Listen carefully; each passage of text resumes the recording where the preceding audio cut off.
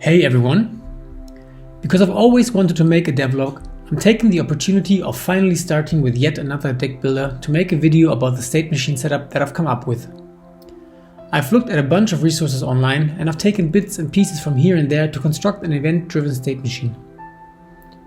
The core idea is to send out custom events, for example on the press of a button, that one or more state machines can listen to, which then trigger a check in the current state that determines if a change of state is needed or not, and it returns the next state applicable to the situation. In order to make everything as solid as possible, most of the moving parts in this implementation are scriptable objects. Let's take a look at the implementation. A state has three arrays of actions that can be executed in different phases of a state: when we enter the state, when we leave it, and the actions that are called every tick for the active state.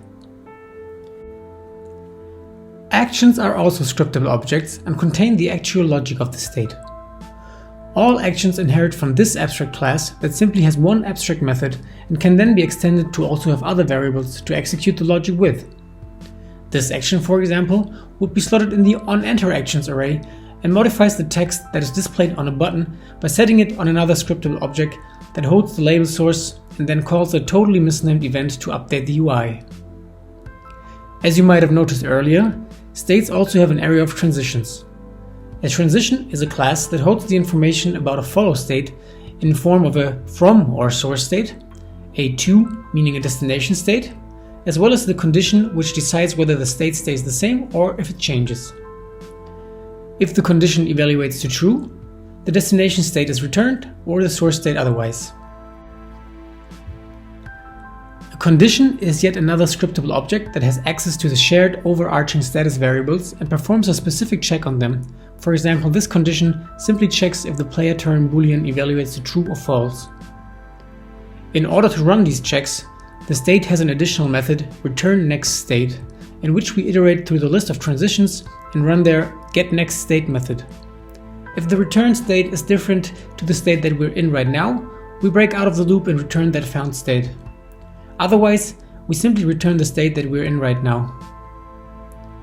Putting everything together now, we cycle back to the top. Receiving an event means that we have to check if the state has to be changed. We get the next state from the current state, and if nothing has changed, we simply return. Otherwise, we execute the onExit actions of the current state, set the new state, and call the onEnter action on that one. Of course, the update method of the state machine also calls the tick method of the current state every frame. One advantage, I think, of this type of architecture is that you can have multiple state machines listen to the same game events and change their state independently. In my case, I can change the over a game state, the state of the card manager, and the state of the entity manager without introducing dependencies between them.